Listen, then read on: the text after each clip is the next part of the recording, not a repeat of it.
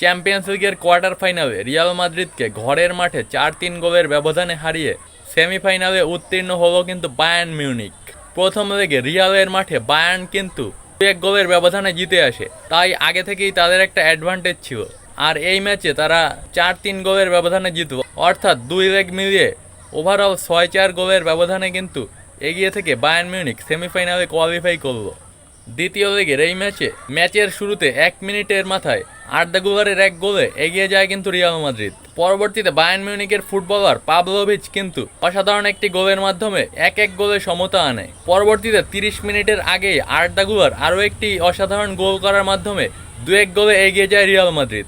এরপর কিন্তু Harry Kane 38 মিনিটের মাথায় একটি গোল পরিশোধ করে ম্যাচে আবারও সমতা আনে 2-2।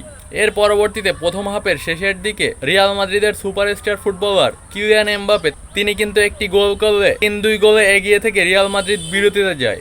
বিরতি থেকে ফিরে কোনো দলই ওইভাবে আর গোল করতে পারেনি। ম্যাচ কিন্তু এভাবে চলতে থাকলে এক পর্যায়ে এক্সট্রা টাইমে যেত, কিন্তু ম্যাচের 86 মিনিটে কামাভিঙ্গার একটি ভুলের জন্য কামাভিঙ্গা লাল কার্ড খায় এবং 10 জনের দলে পরিণত হয় রিয়াল মাদ্রিদ।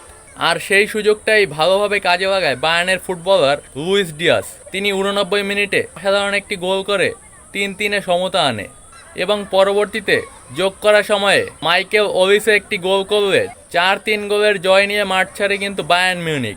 এই ম্যাচে দুই দলই কিন্তু দর্শকদের অনেক ভালো ফুটবল উপহার দিয়েছে। চ্যাম্পিয়ন্স লিগে অনেকদিন পর কিন্তু এমন একটা হাই ভোল্টেজ উত্তেজনাকর ম্যাচ দেখতে পেল দুই দলের ভক্ত ও সমর্থক বৃন্দরা।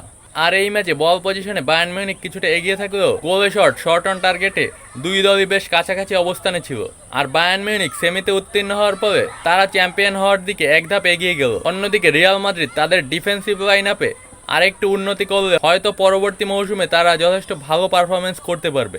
আপনারা এই ম্যাচটি কেমন উপভোগ করবেন জানাতে পারেন, পাশাপাশি আপনি কোন দলের সমর্থক সেটিও জানাতে পারেন।